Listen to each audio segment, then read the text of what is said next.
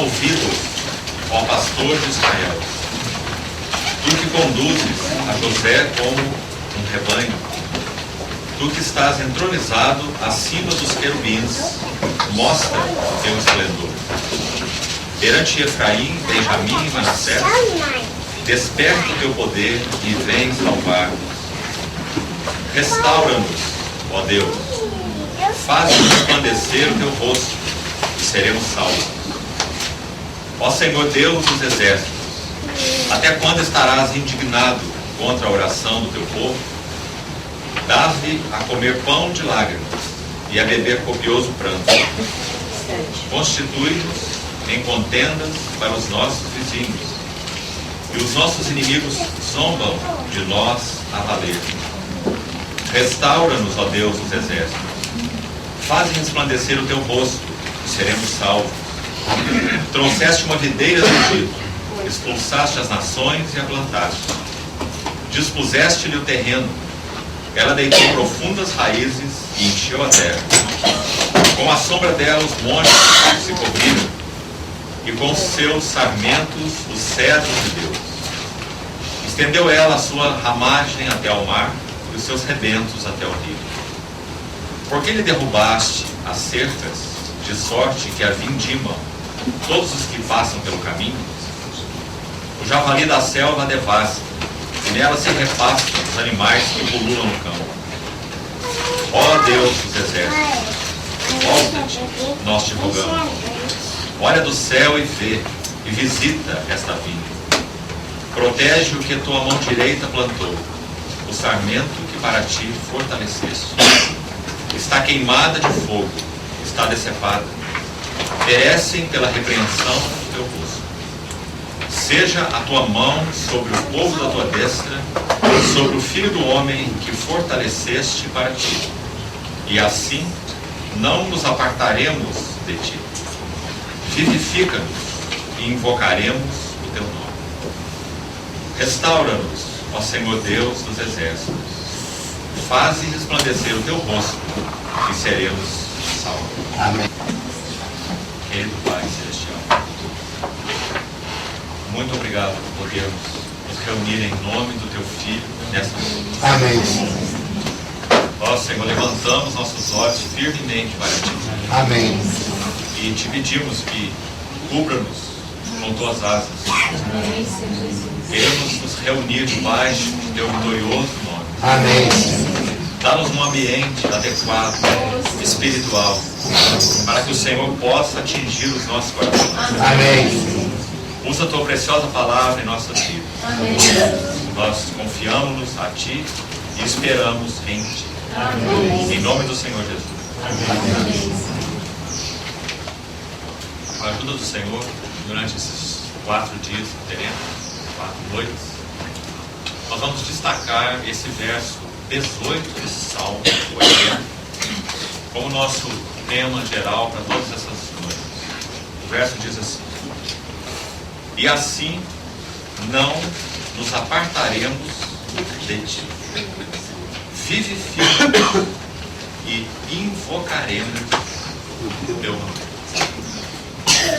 Queridos irmãos, que é senso comum entre nossos irmãos, aqueles que pertencem ao Senhor, a nossa geração, antes que nosso bendito e glorioso Senhor rasgue os céus e retorne para aqueles que o aguardam e o amam, há um senso comum em nossos corações que há uma urgente necessidade de uma visitação divina, vivificadora sobre a igreja do Senhor nesses dias do fim.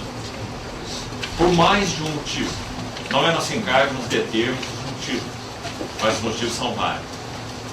Um deles é que, à medida em que o dia glorioso do Senhor se aproxima, nós estamos sendo embutidos em um imenso funil, onde realmente a nossa realidade espiritual de pertencimento a Cristo será testada até o fim. Não é por menos que a palavra do Senhor diz que aquele que perseverar até o fim será salvo. e tantos encorajamentos na palavra de Deus com relação a essa constância e permanência até que o nosso Senhor venha. Em Lucas capítulo 12, um capítulo precioso, há um encorajamento do Senhor com relação a essa hora em que aqueles que pertencem a Ele seriam levados diante de autoridades das sinagogas, como disse nosso Senhor, para serem arguídos.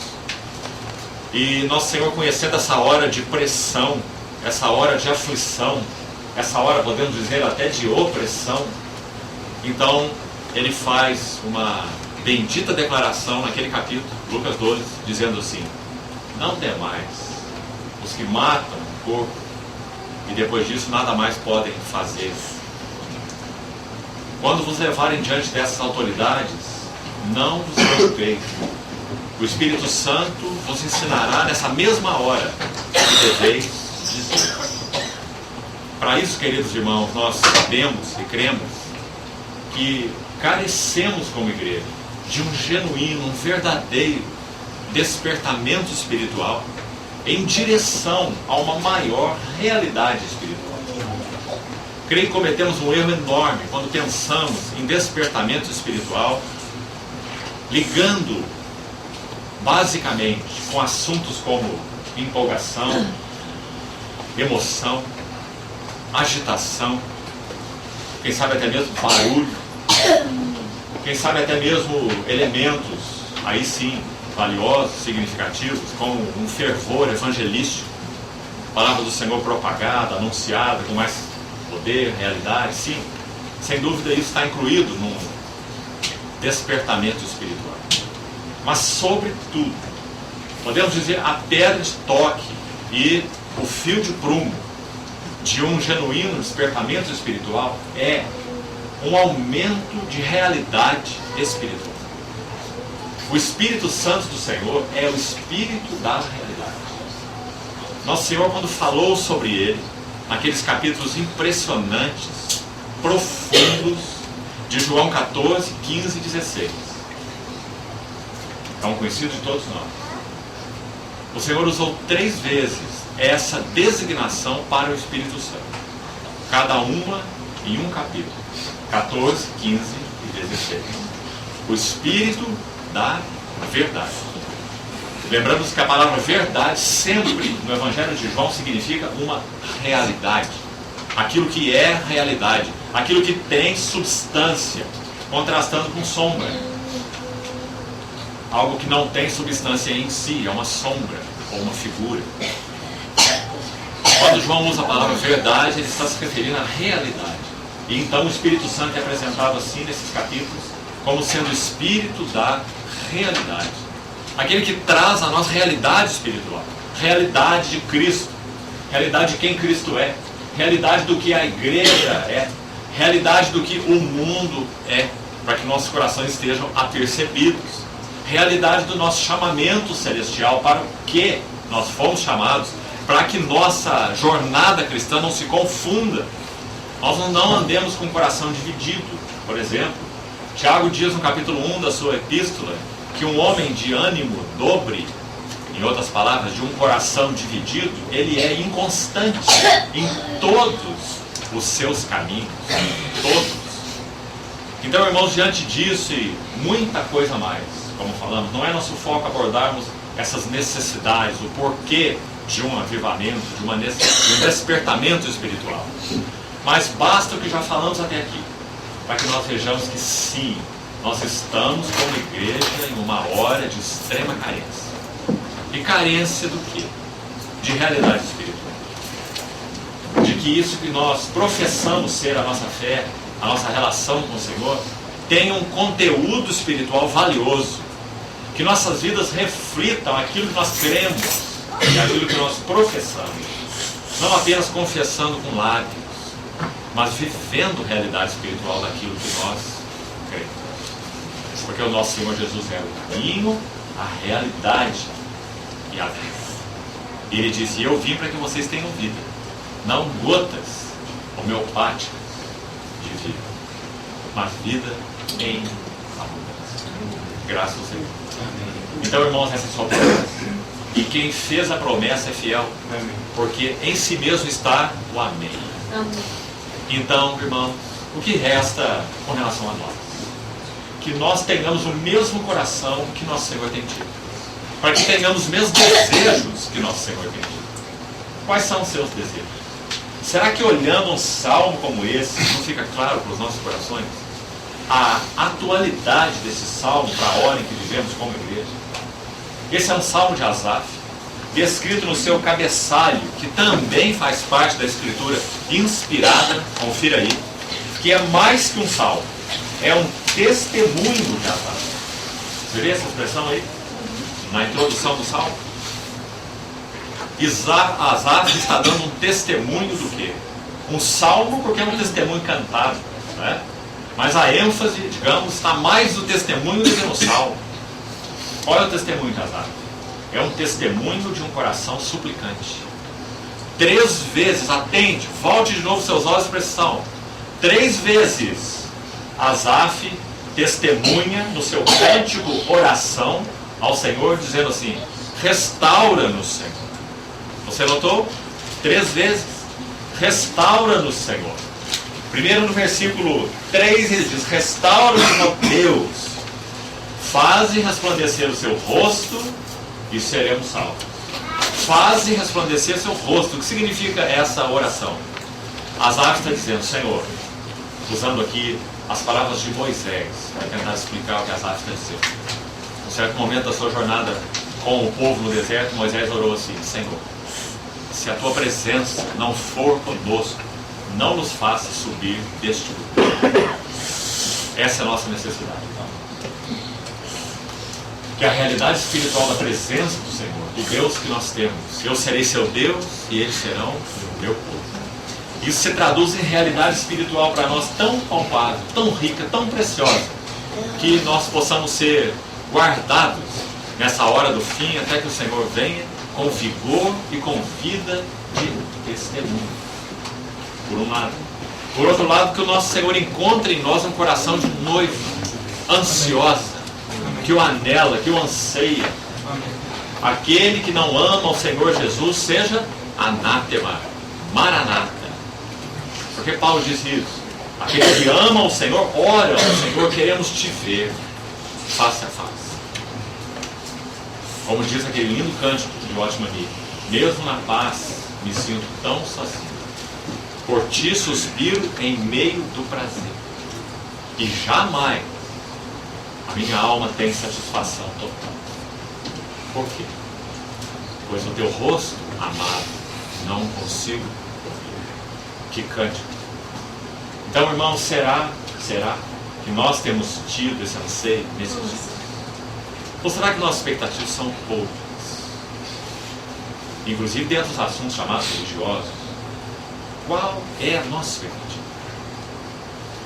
Qual é o anseio mais profundo do nosso coração? Se é pelo Senhor, se é pela vida restaurada do seu povo na terra, se é por uma igreja adornada que aguarda, geme, ora, suplica, vem, Senhor. Então, irmãos, nós seremos ouvidos. Nós seremos garantidos que se nós, como o seu povo, nos humilharmos, nos prostrarmos, confessarmos nossos pecados, então Ele ouviria do céu, perdoaria nossos pecados, sararia a sua terra. No Velho Testamento, a terra literal, Canaã, as lavouras, as colheitas, as bênçãos. Hoje, no sentido espiritual, a sua igreja, a vitalidade da igreja, a vida da igreja, o vigor da igreja, o testemunho da igreja, essas vestes adornadas da igreja, sem as quais nós não veremos o Senhor face a face. Sem santificação, ninguém verá o Senhor, diz o autor de Hebreus. Então, irmãos, que hora nós temos vivido? Para onde nós olhamos, nosso coração se desespera, não é verdade? Todos os casos. Nós estamos em um funil apertado. Por quê? Porque o dia de Cristo se aproxima. Então, amados, antes que esse dia venha, nós temos uma urgente necessidade. E creio que esse salmo reflete de uma maneira maravilhosa essa necessidade. Colocada em uma frase: restauração espiritual, ou realidade espiritual. Então, a primeira vez, no verso 3, Restaura-nos, ó Deus. Como? Qual é a maneira de Deus restaurar seu povo? Que estratégias que Deus usa? Nenhuma. Que métodos Deus usa? Nenhum. Será que o que a igreja carece é mudança de método? Precisamos descobrir métodos melhores? Será que precisamos de uma teologia mais apurada? Ah, sim. Há tido, sim, muita necessidade de recuperação da verdade da palavra de Deus, dos fundamentos da palavra de Deus. Destruídos os fundamentos, que poderá fazer o justo? Mas, amados irmãos, nossa carência central é expressa nesse versículo, pelo resplandecer do rosto de nosso Senhor. Vendo o seu rosto, nós seremos transformados de glória em glória na sua própria imagem. Então, logo que abrimos esse salmo, versículo 1, você viu a última frase do versículo 1? Olha de novo para ela. Mostra o teu esplendor. Não é uma frase maravilhosa? Ah, irmãos, que o Espírito Santo escrevesse em nosso coração essa necessidade de oração, para que nós oremos até que o Senhor venha. Essa frase maravilhosa. Senhor, mostra o teu para aqueles que te pertencem. Que essa seja a nossa oração. E que ela então incite o coração de nosso Senhor. Há um verso, texto na verdade, tão maravilhoso nos profetas. Isaías, quando então ele diz assim: sobre os teus muros, ó Jerusalém, os guarda, que noite e dia não se calarão. Ó vós que temeis o meu nome, não vos caleis. Não deis descanso ao Senhor. Veja essa expressão. Não deis descanso ao Senhor. E não descanseis vós mesmos, até que Ele restabeleça Jerusalém e a ponha por louvor na terra. Nós sabemos que no aspecto espiritual isso diz respeito à igreja. Os interesses do Senhor estão vinculados à igreja. Estão focados na igreja. Então, no versículo 3, a primeira vez. Volte seus olhos para aí, mais uma vez. Restaura-nos, ó Deus. Faze resplandecer teu rosto e seremos salvos. Sabe que essa palavra salvo é uma palavra ampla, né? Salvação fala de libertação. Salvação fala de restauração. Essa palavra usada no Novo Testamento é ainda mais ampla. Tem um sentido tão amplo. Fala de nosso espírito ser regenerado para Deus. Fala de nossos sentimentos serem recuperados para Deus. Fala de nossos pensamentos, nossa mente ser recuperada para o Senhor. Fala de nossa vontade ser submetida ao Senhor. Fala de nossos corpos serem alcançados por esse poder vitalizador da graça de Deus. Experiência daqueles que pertencem ao Senhor, né? Então, salvação, uma palavra tão ampla. Fala da transfiguração do nosso corpo quando da vinda do Senhor. Muito grande essa palavra, salvação. E ela é dependente de quê? De que o Senhor mostre o seu rosto. Quando a primeira vez Ele mostrou o seu rosto para nós, o que aconteceu conosco? Louvado seja o seu bendito nome. Trevas resplandeceu. Ele resplandeceu nos nossos corações, para a iluminação do conhecimento da glória de Deus na face de Deus. Então, irmãos, o primeiro clamor de Asaf, nesse seu testemunho tão precioso, no verso 3: restaura-nos, como? Faze resplandecer teu rosto, e seremos salvos. Depois, no verso 7: restaura-nos, ó Deus dos exércitos, e mais uma vez, faze resplandecer teu rosto, e seremos salvos. E veja o versículo 19, a terceira vez. O Salmo conclui da mesma forma que começou: restaura-nos, ó Senhor Deus dos exércitos. Primeiro ele diz Deus, depois diz Deus dos exércitos, depois diz Senhor Deus dos exércitos. E ele conclui: faze resplandecer o teu rosto, e seremos salvos. Terceira vez, a mesma expressão. Agora, irmãos, para que não nos confundamos, nem nos enganemos ou nos deixemos enganar com esse assunto despertamento espiritual. Sabe que hoje em dia tem se falado bastante sobre isso? Precisamos ser tão cuidadosos com esse assunto. Porque alguns, por exemplo, acham que nosso país está vivendo um despertamento espiritual. Nós discordamos completamente. Não estamos vivendo um despertamento espiritual. Louvamos ao Senhor porque tem havido um desejo renovado entre muitos dos filhos de Deus para que a igreja realmente ganhe da parte do Senhor uma vitalidade espiritual que já há décadas em nosso país ela não tem possuído. Tem havido um clamor, tem havido uma oração.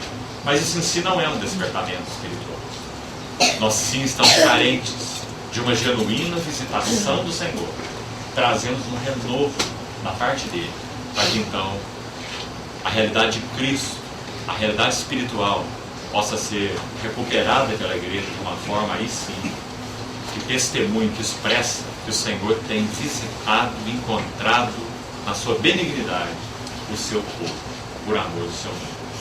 Então, como nós poderíamos, baseado na linguagem desse salmo inicialmente, descrever com realidade bíblica, e não com conceitos nossos ou com observações empíricas e nem pragmáticas, mas como nós poderíamos definir, através desse salmo, o que é um genuíno despertamento espiritual.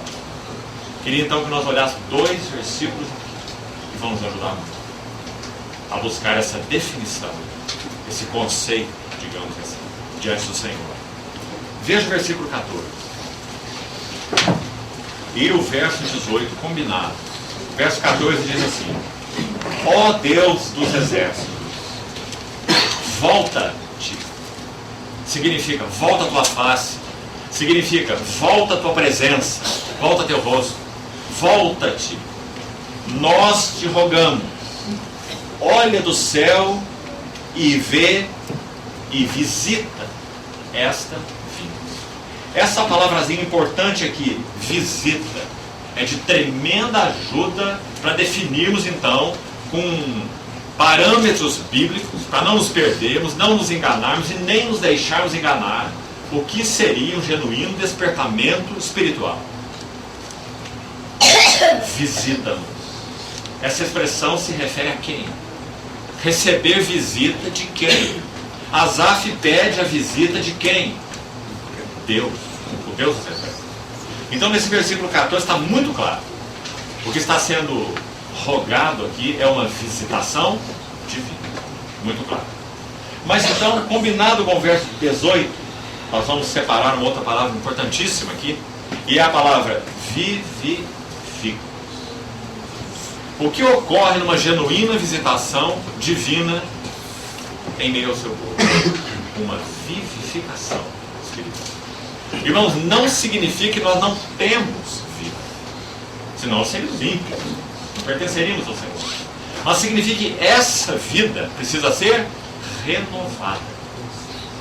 Nós precisamos ser, podemos dizer assim, revivificados, retomados, reiniciados, quem sabe, na nossa relação com o Senhor.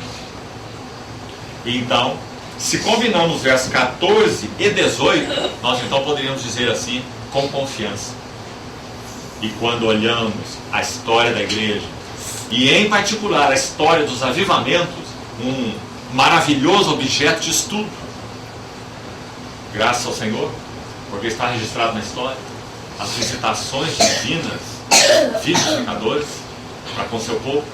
Então, quando nós olhamos a história da igreja, o operário do Espírito Santo, o Espírito na igreja, a Bíblia, por exemplo, esse salmo que nós estamos vendo, então nós poderíamos, com confiança, definir despertamento espiritual assim.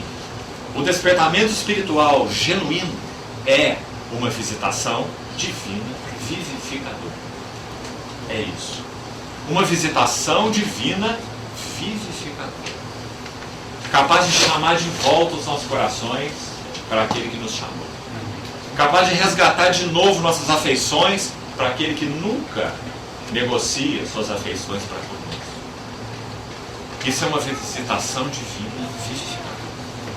Uma visitação capaz de nos tirar de um estado, de uma condição de mornidão e nos aquecer de novo para o Senhor.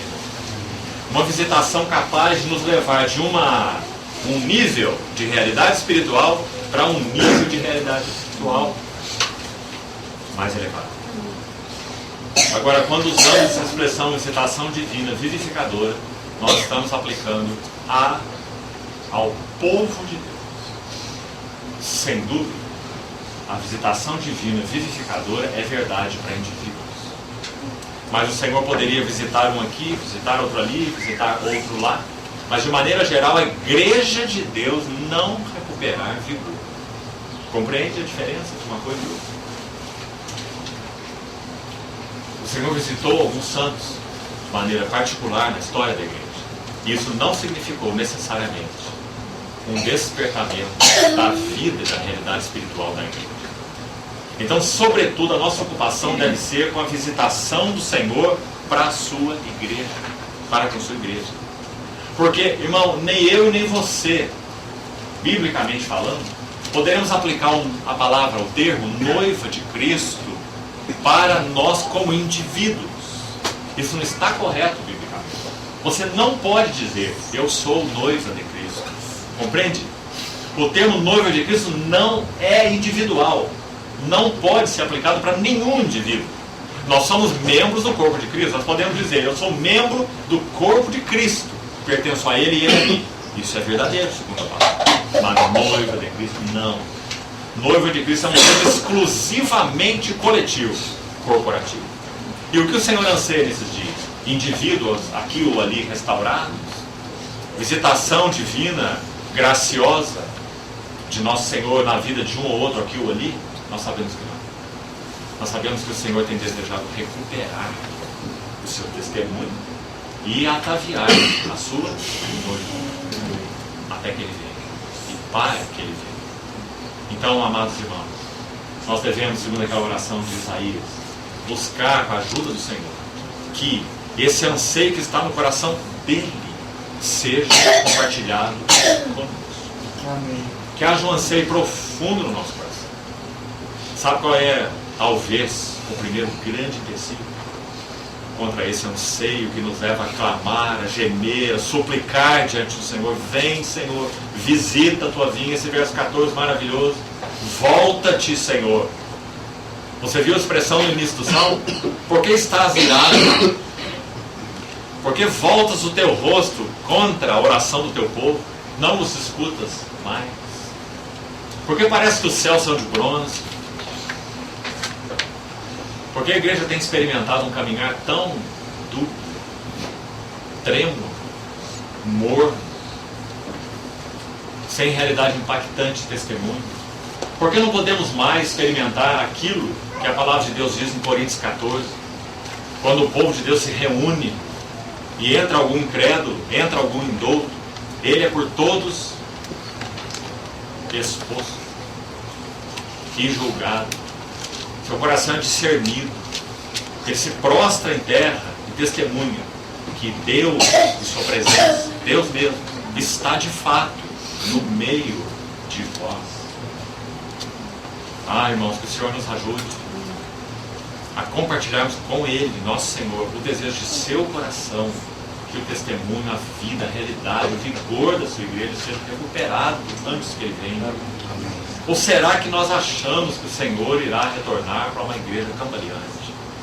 Realmente, irmãos, não podemos imaginar assim. Se nós sabemos que isso depende da soberania do Senhor. Nosso Senhor pode retornar agora, interrompendo essa reunião, se que Ele fizesse assim. Mas, irmãos, nós sabemos que há um desejo no coração do Senhor. Os céus têm estado fechados até hoje, no que concerne a vinda do Senhor. Ele ainda não voltou. Por quê? O que resta para o Senhor voltar? Algumas profecias relacionadas a Israel se cumpram? Não, nós não cremos assim. Nós cremos que não há mais nada para se cumprir para que o Senhor volte para a sua igreja. O assunto de Israel é um outro capítulo. Outro capítulo. Que não tem relação com a igreja. Para que o Senhor volte para a sua igreja, nada mais é necessário em termos de profecia. Compreende isso, irmão? Então, se isso é verdadeiro, se não há necessidade de se cumprir nenhuma profecia mais para que o Senhor venha, então por que Ele não veio? Porque de alguma maneira Ele tem aguardado que haja algo que se cumpra nos nossos corações antes que Ele venha. E sem dúvida, uma dessas coisas é que haja um desejo renovado, puro, santo por Ele mesmo, que clama: Maranata. Senhor, seca nossas raízes como do trigo, sarai-nos, livra-nos, liberta-nos, para que sejamos todo para Ti. Irmãos, se não tivermos um coração integral, nós não poderemos nem entender o que a Bíblia ensina sobre arrebatamento. Costumamos entender essa questão, de modo geral, arrebatamento, como sendo uma mudança geográfica. Nós estamos aqui, em um dado momento nós estaremos lá. Sabe de uma coisa? O cerne do arrebatamento é um movimento espiritual. Um movimento de nós mesmos para Cristo. Esse é arrebatamento. A noiva de Cantares diz assim: arrebataste meu coração com um só dos teus olhares. Não é um verso maravilhoso? Ela está dizendo: eu sou cativo tua, e ganhaste meu coração com um só dos teus olhares. Esse é arrebatamento. A mudança de posição será só uma consequência da mudança espiritual, do movimento espiritual. Então a pergunta para nós é: nós temos feito esse movimento espiritual? Vamos responder isso ao Senhor. Temos feito esse movimento espiritual? Se não, pelo menos temos orado ao Senhor: Senhor, ganhe tudo que há em mim. Triunfa sobre teus inimigos no meu coração. Ocupa o centro, o trono, e destrona o que tem competido contigo no coração. Teus rivais. Se sequer nós estivermos orando assim, então nós estamos no caminho do movimento espiritual que nós estamos falando. O movimento de nós para Cristo. E que o Senhor nos ajude nisso.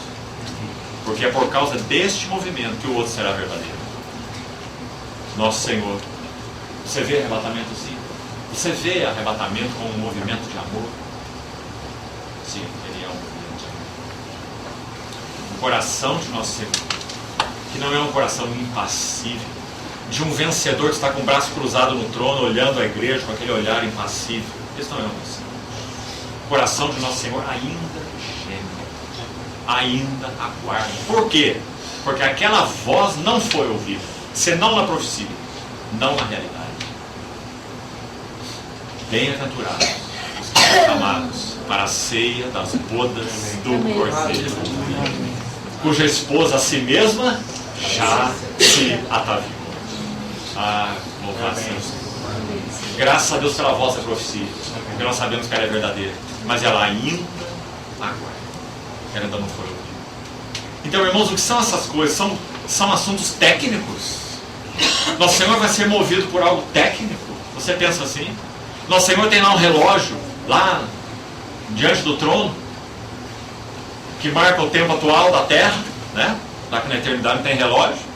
Então será que Nosso Senhor tem um relógio aqui, que marca o tempo atual da Terra, e um outro relógio de cá que é fixo, marcando o horário da vinda dele? Ele está sentado no trono, até que tenha badalado. Ele levante do trono e vem para a Terra. É assim que você pensa sobre a vinda do Senhor? A vinda do Senhor é um movimento de amor. Ele aguarda. E ele ainda continuará aguardando. Para que haja corações na terra gêmeos, que anelam, que clamam: vem, vem, vem, Senhor. Irmãos, por causa de sua bendita misericórdia, nós aguardamos que antes que ele venha, para que esse movimento espiritual seja verdadeiro, preste atenção nisso para que não haja confusão. Vamos repetir uma vez mais. Ele poderia vir agora e interromper nossa reunião. Ele é soberano. Mas, se nós entendemos esse movimento do Senhor, do trono até nós, como sendo um movimento de amor, então ele aguarda uma resposta de nós. Então, esse é um assunto para buscar. Senhor, ganhe nossa afeição. A quem tenho eu no céu? Senão a ti. E na terra não há quem deseje, senão a ti. Quanto a mim, bom é estar junto a Deus. Esse salmo de Asaf também. São 73, os últimos versículos. Então que o Senhor produza na sua igreja esse movimento de amor, esse movimento espiritual. Mas entendemos que para que esse movimento espiritual seja produzido, preste atenção, se cremos que Deus unicamente é a única fonte, é o único autor, dele provém toda ação. Se ele não age, ninguém reage. Se ele não faz, ninguém faz. Se ele não opera, ninguém coopera. É isso ou não que a Bíblia ensina? Claro que é. Deus é quem opera em vós, porque Ele realiza, segundo sua boa vontade. De Deus nós somos cooperadores. Muito claro. Deus é a única verdadeira fonte e o único verdadeiro autor. Já dizia Jonathan Edwards, falando sobre graça e eficácia. Então, se nós cremos que assim é, então, amados irmãos, para que nós sejamos recuperados desse movimento de amor, há uma necessidade. Qual? Uma visitação divina vivificadora. Amém. E é sobre isso que o salmista ora, nesse salmo tão maravilhoso. Então ele vai dizer: volta-te, Senhor, nós te rogamos, olha do céu, vê e visita esta vida. Isso no verso 14. E no verso 18, então, como que um complemento, ele vai dizer: e então nós não nos apartaremos de ti, vivifica-nos e invocaremos teu nome. Tão claro. Sabe o que é importante, irmão? Com a ajuda do Senhor, isso fique claro no nosso coração. Porque se não ficar, nós não vamos orar. Nós não vamos ter base para orar. Nós vamos orar baseado no quê? Em desejos, em conjecturas, em conclusões. Nós só podemos orar com confiança se nossa oração se baseia sobre a palavra de Deus. Então, graças ao Senhor, sim, nós temos base, sim. Até porque, se não houvesse ocorrido visitações divinas, vivificadoras, nesses 20 séculos de história da igreja, nenhum de nós estaria aqui. O Evangelho já teria sido banido, perdido e enterrado. Isso se você conhece algo da história da igreja, e em particular da história dos avivamentos. Nós só estamos aqui porque o Espírito Santo tem visitado a igreja nesses 20 séculos. Louvado seja o Senhor. Então, irmão, se esse é um direito de nascimento da igreja, por que nós nos calamos? Por que nós vamos dar descanso ao Senhor se esse é um direito da igreja e um desejo do Senhor? Ele tem feito dezenas de vezes nesses 2000 anos. Então, por que nós vamos calar? Por que nossos irmãos tiveram esse privilégio e nós não? Nós só poderemos nos calar se os nossos interesses forem maiores do que os interesses de nós. Isso irá calar a nossa oração. E isso já tem calado nossas orações como igreja. Nós temos tido planos demais, desejos demais, metas demais, ambições demais, um ninho confortável demais, comodidade demais. Então não há um clamor em nossa oração. Nossas afeições estão secas, de modo geral. Então, irmãos, que o Senhor nos ajude. Que peçamos a Ele: Senhor, vem, visita de modo vivificador a tua igreja. Recupera o que é teu em nós. Recupera nosso testemunho. Recupera a realidade espiritual. Isso é despertamento espiritual genuíno. Uma visitação divina vivificadora. Agora, vamos dar mais um passo. Ainda hoje, damos pelo menos um primeiro passo. Qual seria o antecedente espiritual para que nós tenhamos um genuíno despertamento espiritual? Aqui também nós poderíamos citar alguns fatores. Mas como nossa ênfase será outra, será positiva, será a consequência as marcas melhor, desse genuíno despertamento espiritual, aqui pretendemos deter. Esse é um longo assunto, não é um assunto para 4 reuniões como teremos aqui. Então, entendemos da parte do Senhor que devemos deter nesse aspecto das marcas, para que nós possamos orar com clareza. O que nós estamos buscando? Emoções renovadas? Agitação, empolgação, movimentos? Uma estratégia nova? Maior número de convertidos? O que nós estamos buscando? Quais são as marcas de um genuíno despertamento espiritual? Quando o Espírito Santo visitou a igreja, o que foi produzido? Então é por aí que nós vamos andar nesses dias. Mas antes de entrarmos aí, nós precisamos de um passozinho para trás. Esse passo para trás, objetivo é: qual é o antecedente de um verdadeiro despertamento espiritual? Alguns antecedentes poderiam ser citados, mas talvez consigamos resumi-los com uma frase também, colocando em uma frase esses antecedentes. Nós diríamos assim: é um senso agudo, um senso agudo de uma profunda pobreza espiritual. Isso antecede qualquer vida. Um senso profundo, agudo de pobreza espiritual. De novo, nós precisamos pedir ao Senhor que abra nossos olhos. Porque, irmãos, uma das características de uma era de pobreza espiritual, sabe qual é? Por incrível que pareça, é que em meio à pobreza espiritual, os pobres se acham ricos. Isso é um grande problema. Por exemplo, Laura Sérgio, na avaliação dela, ela olhava para si mesma e dizia o quê? Estou rico e abastado e não preciso de coisa alguma. Mas na avaliação do Senhor, qual era a avaliação do Senhor? Não sabes que és miserável e pobre e cego e nu.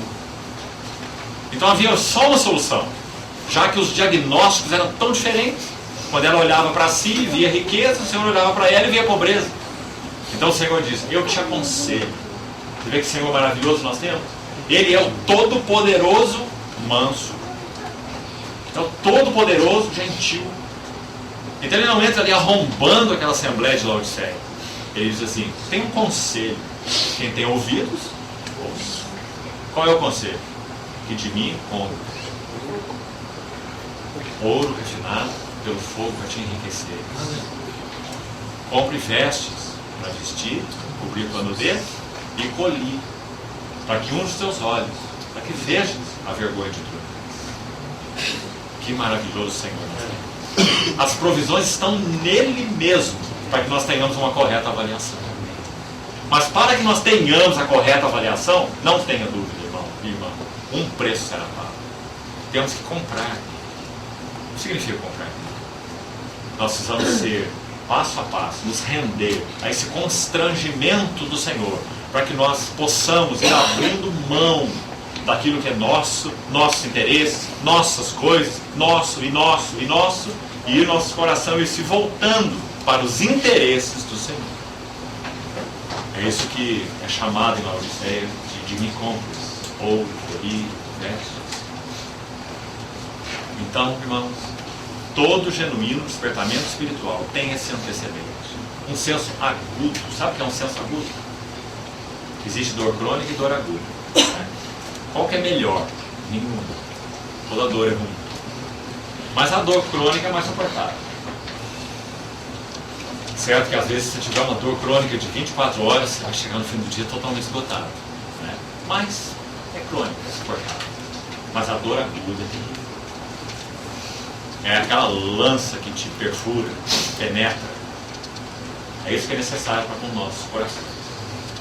Que nós tenhamos de novo uma dor aguda diante do senso de nossa pobreza, nossa superficialidade.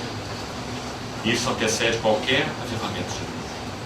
Agora vamos dar um primeiro passo, hoje pelo menos, nesses aspectos positivos. Se o Senhor permitir, vamos ver 4 ou 5 deles nesses dias. Essas marcas de um despertamento espiritual genuíno. A primeira delas, apenas vamos mencionar hoje.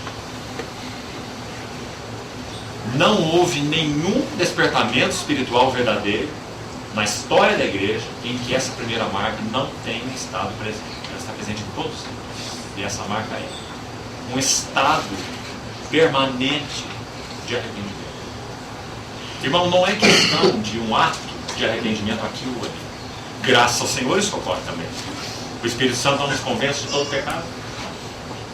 Se confessarmos nossos pecados, Ele não é fiel e justo para perdoar nossos pecados, purificar toda justiça. Pecado, convicção do pecado e confissão do pecado.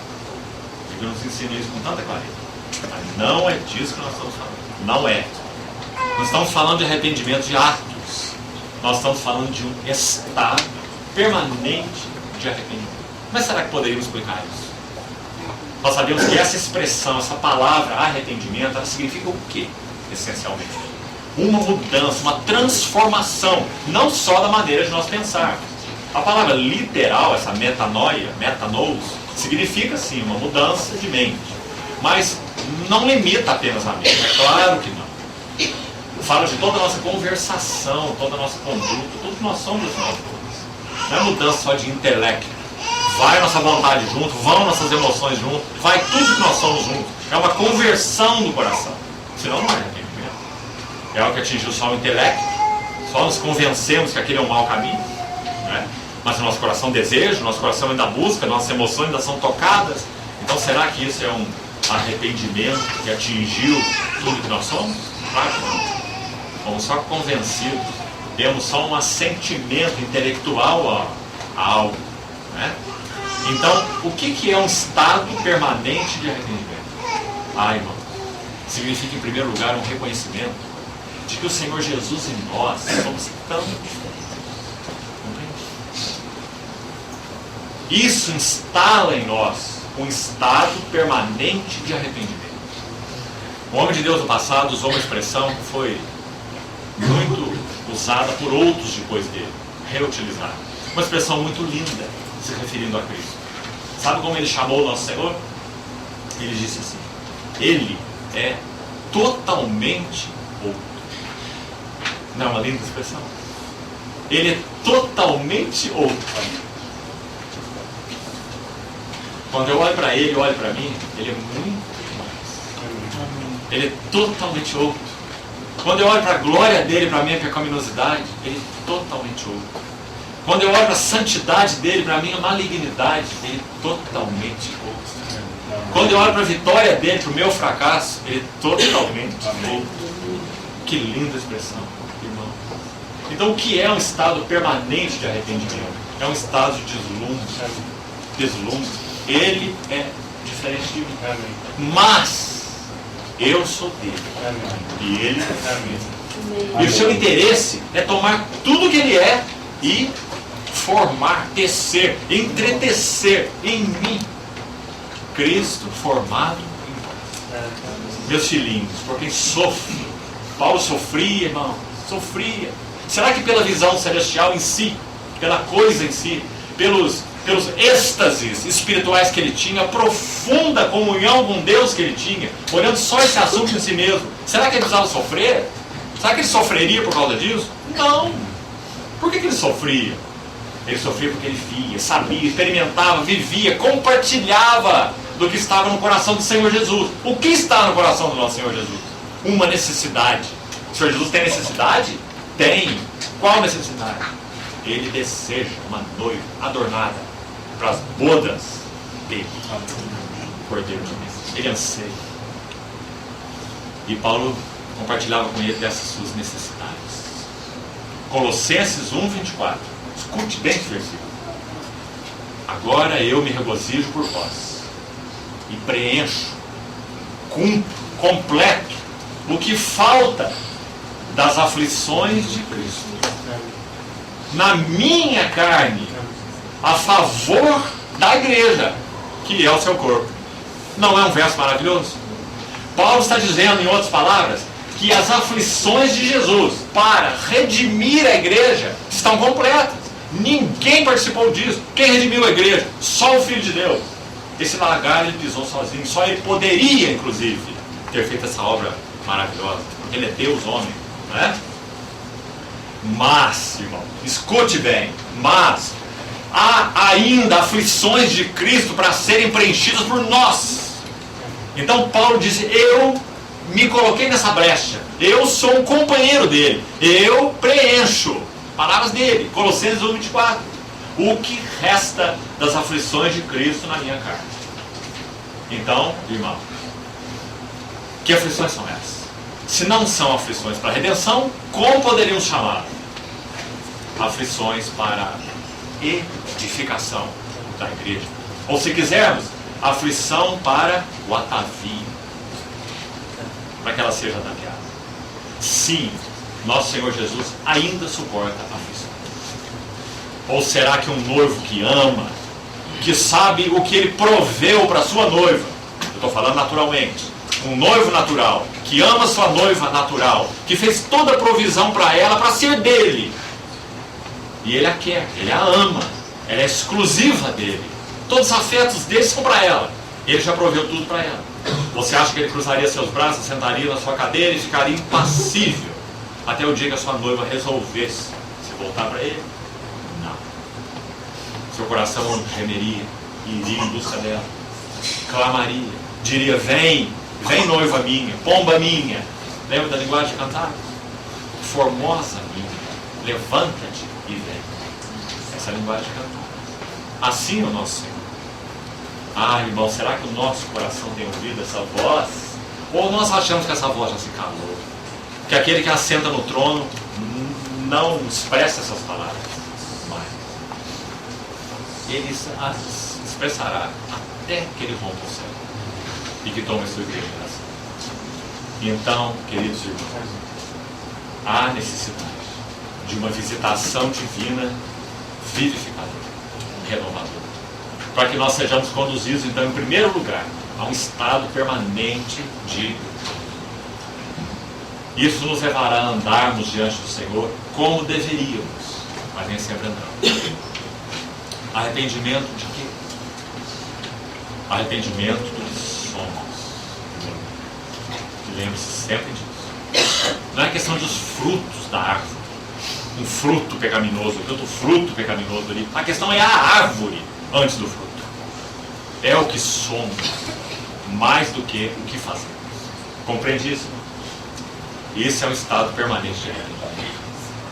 Permanentemente nós somos autoconfiantes. Ou você acha que não? Você nos conhece na luz do Senhor? Permanentemente nós somos egocêntricos. Ou não? Você acha que não?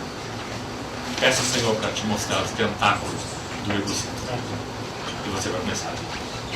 E vai chorar por eles. Nós pés do Senhor. Rotineiramente nós somos altivos e soberbos. Davi, um homem tão trabalhado pelo Senhor, sabe como ele termina a oração no Salmo 19?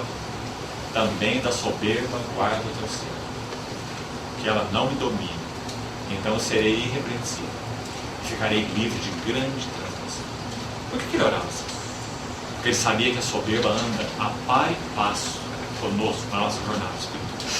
Até quando nós estamos fazendo avanço espiritual, progresso espiritual, lá está a soberba. Sabe o que ela está fazendo ali? Como você está se tornando melhor, como você está crescendo, amadurecendo. Olha como os outros estão te valorizando mais, sabe, te aplaudindo mais, te reconhecendo mais. Você está se ficando santificado mesmo, incrível. Que maravilha. Essa é a soberba. O Espírito Santo nunca diz isso. Então, irmãos, um profundo estado de arrependimento nos mantém em uma condição adequada de justiça. Como sendo totalmente justos. Arrependimento de nossa autossuficiência. Arrependimento de nossa autoconfiança. Arrependimento de nosso egocentrismo.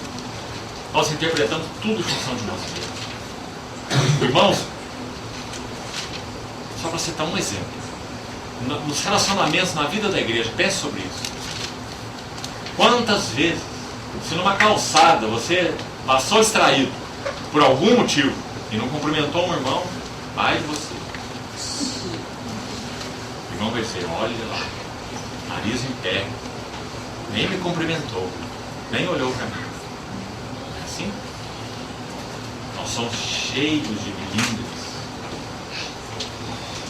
egocêntricos, ultrassensíveis, carnais seria a melhor palavra. Então, um permanente estado de arrependimento é produzido quando Deus visita de modo vivificador a sua vida. E sabe por quê? Porque nossos olhos se voltam para fora quando o Senhor nos visita. Nossa atenção é chamada para outro quando Ele nos visita. Então tudo muda em nossa vida. Tudo muda. Nosso foco está fora de nós. Nossa atenção está fora de nós. Nosso interesse está fora de nós. Nosso amor está fora de nós. Então, claro, tudo bem. Nós deixaremos de ser essas pessoas complexas, difíceis, complicadas, cheias de linguagem subliminar. E lendo os outros nessa mesma linguagem. O que será que o meu irmão quis dizer com aquilo que ele disse? Nós somos nós. É uma lástima. Então, louvado seja o Senhor, porque nós podemos orar: Senhor, volta-te e nós te rogamos. Olha do céu, vê e visita essa vida. Amém. Esse vê está cheio de conteúdo, não está? Vê o quê? Ele já falou nesse salmo. Vê, Senhor. Vê que o javali da selva a devasta. Vê que os teus inimigos zombam de nós, teu povo. Vê. Senhor, vê. Toma nota, Senhor. Olha em que estado nós estamos. Então é isso, como dissemos, que antecede qualquer visitação vivificadora, divina sobre o seu povo. Um senso agudo, doído de pobreza. Senhor, como eu sou pobre, Senhor. Pobre, pobre. Pobre da tua presença, pobre do teu caráter, pobre da tua palavra, pobre nos relacionamentos, pobre no testemunho. Penso em mim, vivo para mim, só olho para mim, meus interesses, minha família, meu marido, meu filho, minhas coisas, meu trabalho, eu, minha. Quando o Senhor visita a sua igreja, a nota é mudada. Ele, seu reino, sua vontade, seu nome, sua glória, isso ocupa nosso coração. Agora, irmãos, o que há de maravilhoso nisso é que quando nós somos ajustados a esse centro, que é nosso Senhor, tudo em nós se ajusta. Aquilo que nós tentamos ajustar, e tentamos, e fizemos promessas, e votos, e forçamos, e tentamos, e esperamos, e nada aconteceu. Porque nós continuamos focados em nós mesmos. E aí que entra a moléstia da psicologia. E como ela tem assolado o povo de Deus nos nossos dias. Amados irmãos, nós dissemos isso não é com crítica, é com dor no nosso coração. A grande maioria dos púlpitos do nosso país, nós temos psicólogos e não profetas. Psicólogos e não pregadores. E a igreja está sendo instruída em autoajuda. Basta entender seus conflitos psicológicos. Então você vai descobrir a solução. Como conhecer o homem? Essa linguagem é antiga. Quem falou isso, talvez com mais propriedade a primeira vez, viveu 500 anos antes de Cristo. O que aconteceu com ele? Se suicidou. Sócrates. Conhece-te a ti mesmo. Porque não é possível nós conhecermos a nós mesmos por método nenhum, por estratégia nenhuma, por psicologia nenhuma. Só um caminho. Qual é? Salmo 36, 9. Em ti, Senhor, está o manancial da vida, e na tua luz nós vemos. Graças a Deus. Então, amados, nós não precisamos de nada, de nenhum instrumento, além da palavra de Deus e do Espírito de Deus, para que nós cheguemos à maturidade espiritual. Amém. E para que nós sejamos plenamente salvos e transformados. Nada a igreja carece. Seria um absurdo se carecesse. Cristo deu, quando derramou seu Espírito, tudo o que a igreja precisa para se ataviar. Em essência, é o Espírito Santo mesmo e a palavra de Deus. Um par inseparável. O Espírito e a palavra. Nós recorremos a tantas coisas porque temos sido, de modo geral, um vaso vazio do Espírito Santo. E temos recorrido a muitos instrumentos, mas não à palavra. Então, irmãos, vamos ficar até aqui hoje. Esse permanente estado de arrependimento é uma primeira marca. As que vamos tocar aqui não estão em ordem de importância. Não haverá diferença de importância entre as outras que nós colocaremos aqui. Mas elas são então igualmente importantes, igualmente valiosas.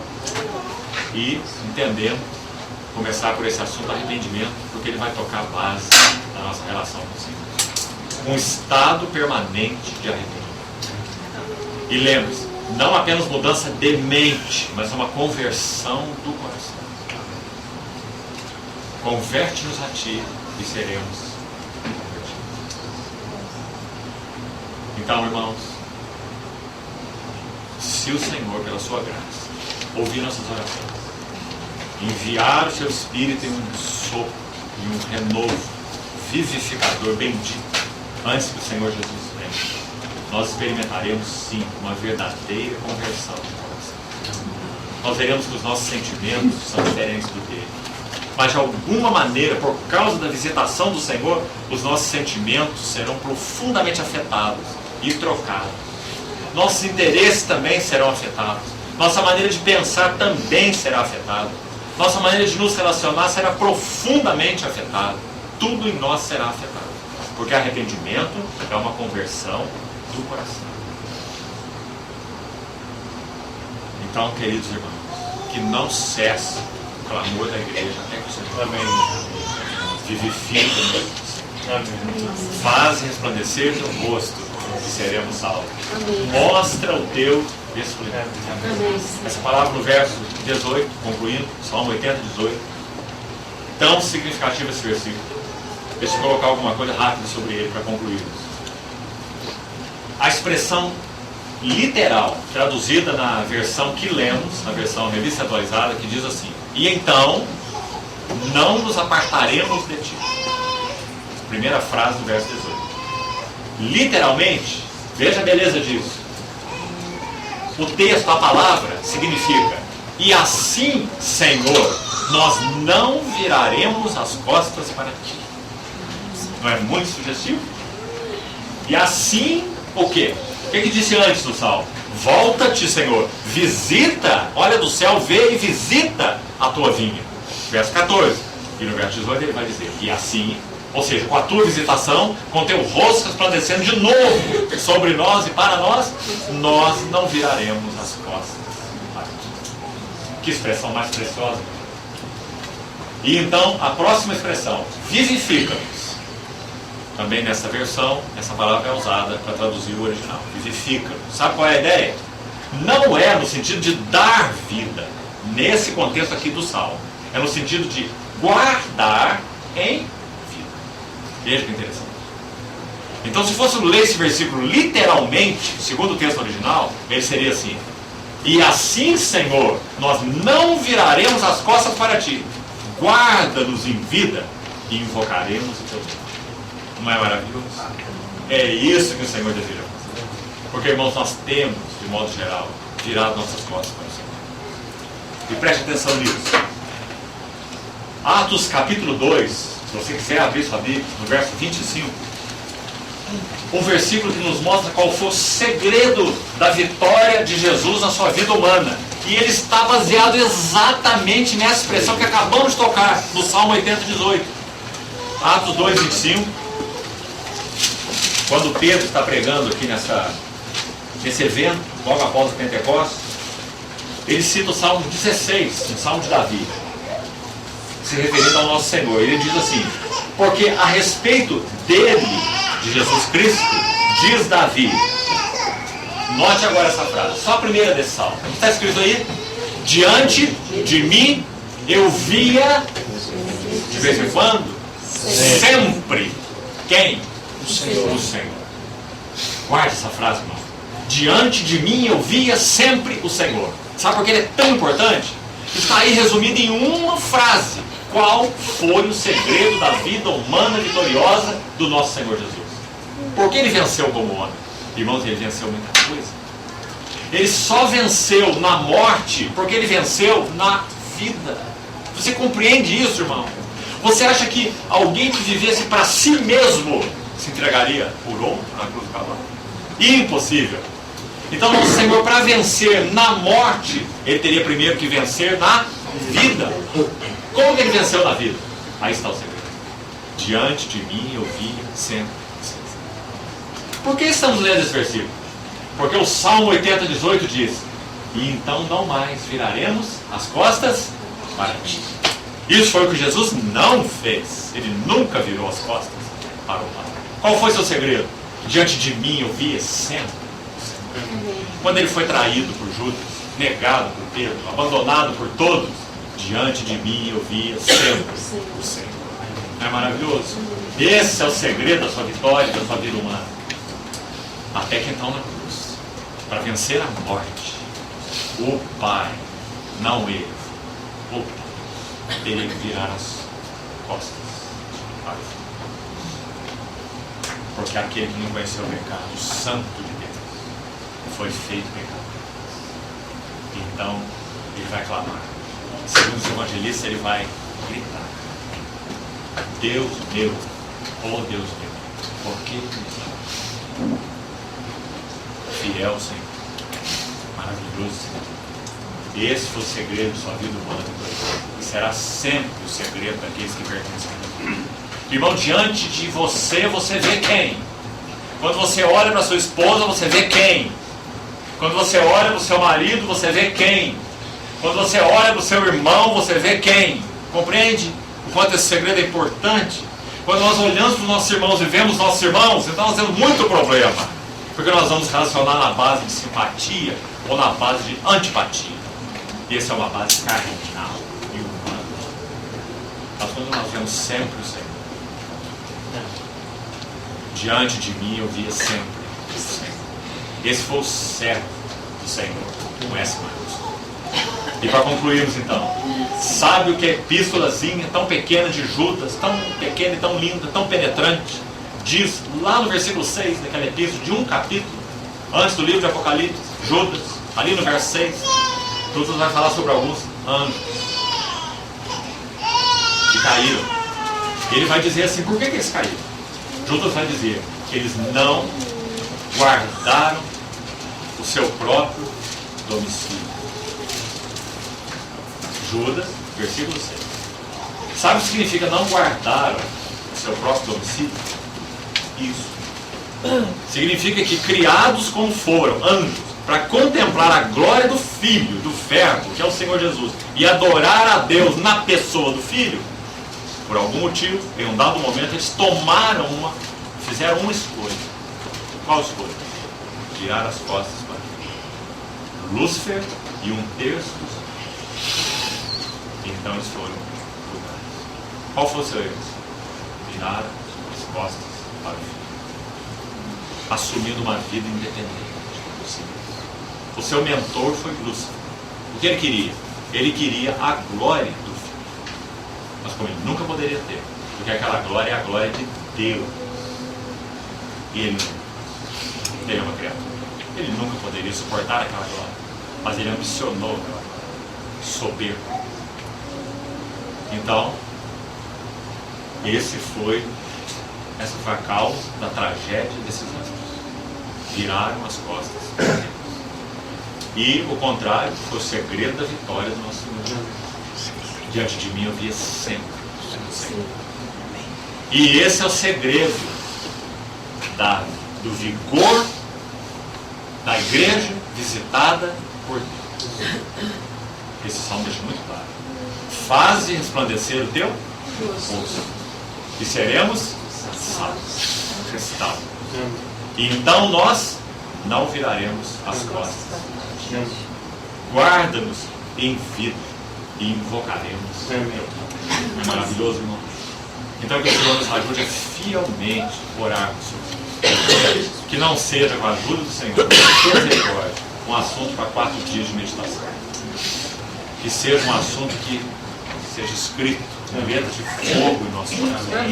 Porque nós estamos falando de um movimento de amor. Que o Senhor nos ajude a não virar essa página em nossa história. Mas sermos aqueles de quem foi dito na profecia que citamos: sobre teus muros, ó Jerusalém, os guarda. Noite e dia não se calam. Eles não darão descanso ao Senhor. E eles não descansarão. Até que ele restabeleça Jerusalém e a ponha por louvor. Irmão, que o Espírito Santo escreva assim. E que nosso coração seja consumido por esse desejo. Vamos lá.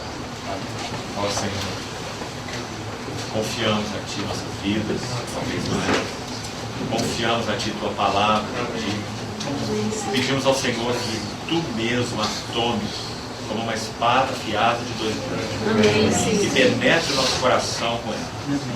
E, Senhor, que nada em nós que é disforme, nada em nós que é caótico, dividido, permaneça diante de Ti. Amém, Senhor. Triunfe sobre Teus inimigos em nossa vida, na vida da Tua amada igreja. Amém, Senhor. Oh, Senhor, obrigado, porque podemos levantar nossos olhos para Ti Hoje.